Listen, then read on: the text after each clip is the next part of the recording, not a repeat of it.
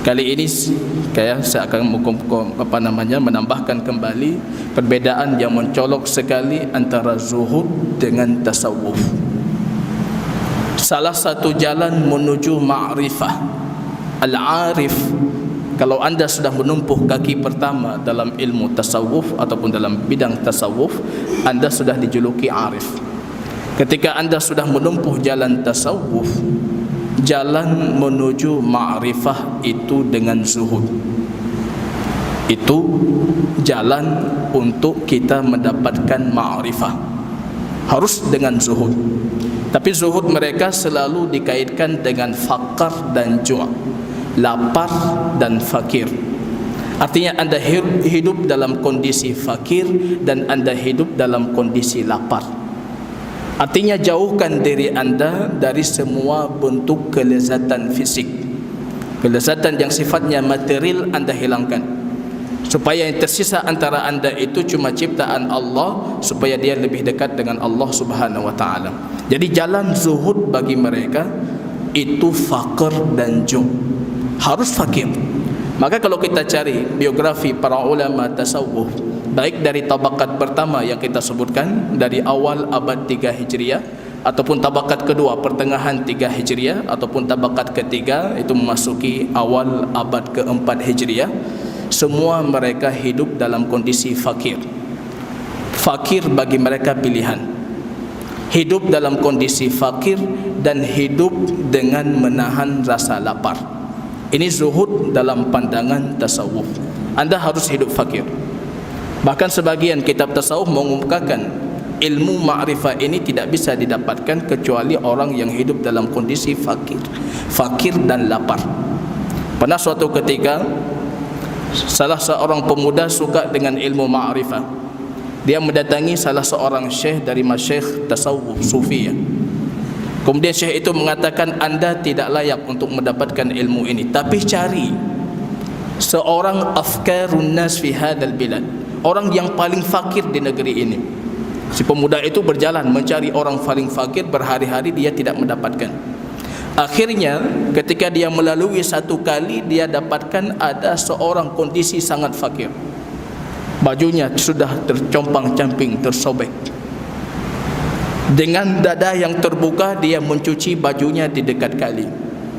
Apa yang dia lakukan? Rupanya dia tidak punya kemampuan untuk membeli sabun. Dia menggunakan pasir, mencuci bajunya dengan pasir. Pemuda ini dengan senangnya lari ke gurunya, mengatakan, wahai guru, saya sudah mendapatkan orang paling fakir, fakir sekali. Bagaimana sifatnya? Disifatkan oleh si pemuda itu sifatnya. Guru ini langsung menangis. Siapa beliau?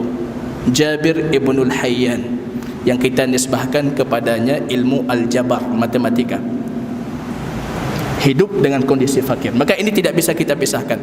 Rupanya ketika kita perhatikan dalam menggali hikmah dalam ilmu filsafat, anda pun harus zuhud.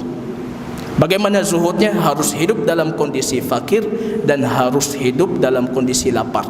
Filsafat sama dengan sufiyah, cara mencari ma'rifah menurut sufiyah dan cara mencari hikmah menurut filsafat.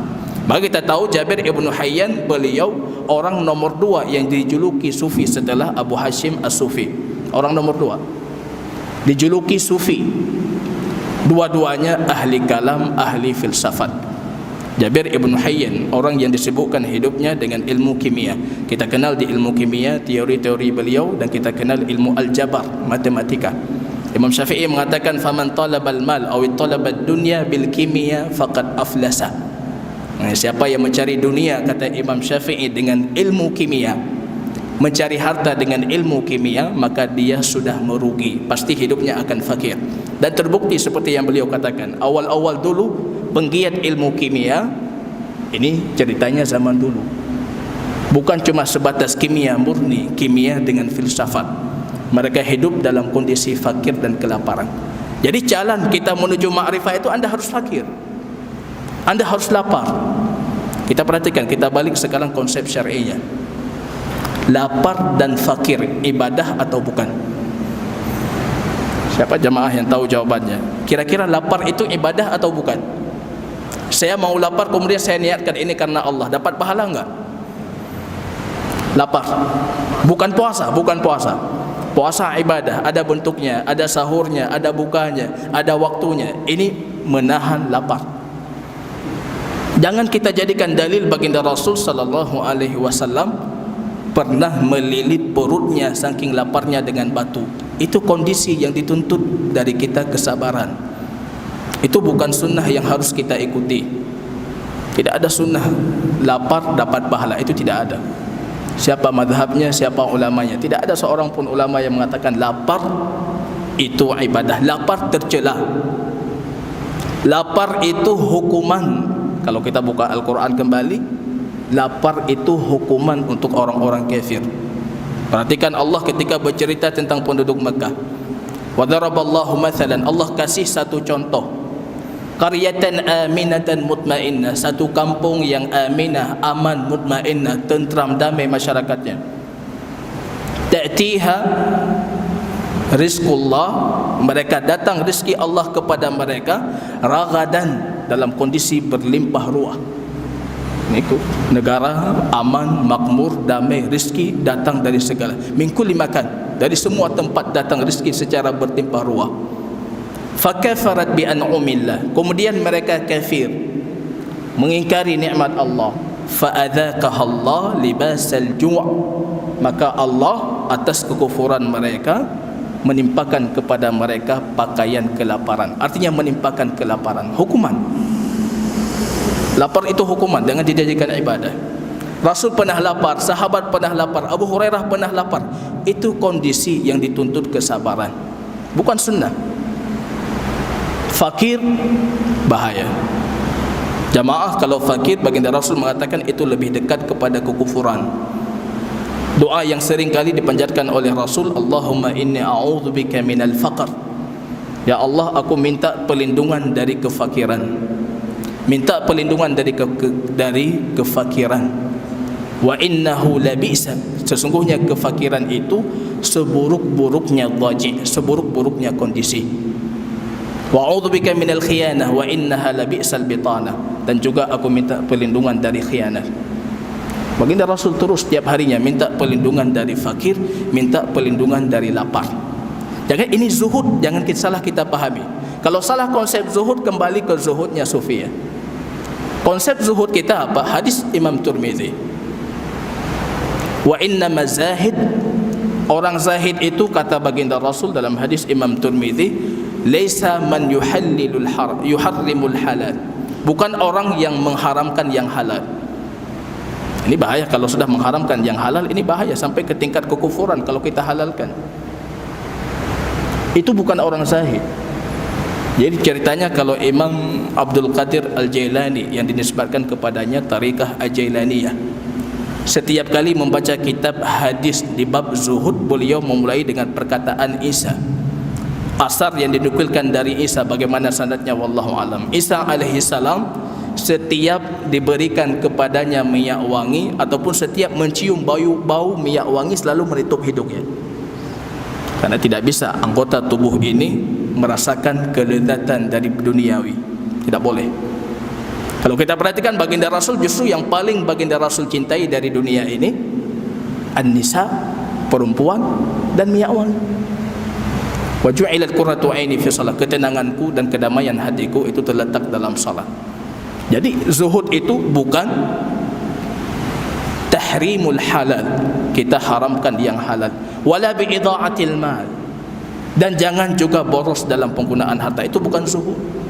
Ada orang saking ingin zuhudnya kemudian semua hartanya dinafkahkan. Ini bukan zuhud, idha'atul mal, bukan iza'atul mal. Wa innama zuhud walakinna zuhda, baginda Rasul mengatakan, dan sesungguhnya zuhud itu apa? Antakun bima fi aidillahi awthaq bima fi yadik, yang ada di sisi Allah itu lebih engkau percaya dibandingkan yang ada di tanganmu. Ambil ini satu, itulah zuhud. Yang ada di tangan Allah lebih anda percaya dibandingkan yang ada di tanganmu. Ini hampir semua kita tidak zuhud. Kita sedikit tidak punya uang langsung gelisah, kita lupa kalau ada yang di sisi Allah yang tidak kita ketahui. Tapi ketika kita punya uang di tangan kita, kita merasa tenang, ini uang segalanya. Kalau ini kondisi kita, kita bukan zuhud. Bukan zuhud dalam pandangan sufia, bukan zuhud dalam pandangan ahlu sunnah. Harus jadi yang ada di sisi Allah itu lebih kita yakini, lebih kita imani, lebih kita percaya dibandingkan yang ada di tangan kita. Ini baru zuhud kata Rasul sallallahu alaihi wasallam. Dulu juga kita pernah mendefinisikan zuhud, definisinya Syekh Islam Ibn Taimiyah. Zuhud itu dengan kita meninggalkan apapun yang tidak bermanfaat. Jadi bukan bercerita tentang zuhud dalam pandangan ahlu sunnah itu harus dalam kondisi fakir. Orang fakir justru tidak bisa zuhud. Az-zuhdu an jaddah. Perbedaan zuhud versi sunnah dan versi sufiyah. Zuhud versi sunnah itu an jaddah. Orang punya, kemampuannya ada, baru dia zuhud. Sama seperti al-afu anil maqdirah, mengampuni, memaafkan, itu ketika kita punya kekuatan untuk membalas, itu baru dinamakan memaafkan. Tidak punya kekuatan untuk membalas, itu bukan memaafkan, sabar namanya. Sabar. Dipukul saya sudah maafkan karena kita tidak berani mukul balik. Tapi kalau kita berani mukul balik tapi kita menahan diri, itu pemaaf. Kalau zuhud juga demikian, anjaddah. Zuhud itu harus landasannya Allah. Artinya ikhlas karena Allah, tujuannya mencari ridha Allah. Harus mengikuti sunnah Rasul. Kita pada pertemuan yang lalu kita sebutkan beberapa hadis, datang para sahabat yang ingin zuhud, meninggalkan jauh dari koridor yang ditentukan oleh Rasul. Baginda Rasul marah. Zuhud itu harus sesuai dengan ketentuan sunnahnya baginda Rasul. Jadi ini yang harus kita, 4 persyaratan zuhud ini baru menjadikan zuhud ini sunnah. Bukan artinya saya harus mengendarakan kendaraan yang paling jelek, zuhud. Itu bukan zuhud. Baginda Rasul, berapa kendaraan yang beliau miliki? Siapa yang lebih zuhud dari baginda Rasul? Kuda yang siap untuk segalanya 7, kata Imam Ibn Qayyim dalam Zadul Ma'ad. Ada lahif, ada sakab, ada lizat. Itu semua nama-nama kuda baginda Rasul, dikumpulkan oleh Imam Ibn Jama'ah. 7 kuda. Kuda itu hewan tercepat ketika itu, artinya kendaraan tercepat. Fortunernya kita 7. Itu zuhud. Kambingnya baginda Rasul berapa? Baginda Rasul satu kebiasaannya, kambing gembalaan baginda Rasul itu 100. Kalau satu tambah beranak, satu disembelih, tetap 100. Sekarang kita beli 3 kambing saja tidak mampu, sudah mengatakan kita zuhud. Ini 100. Belum lagi berbicara tentang himarnya, belum lagi berbicara tentang ofernya baginda Rasul. Apa ofernya baginda Rasul? Nama salah satu dari begalnya baginda Rasul. Kendaraannya banyak, baru bercerita tentang zuhud. Jadi artinya zuhud itu bukan kita galakkan untuk kefakiran.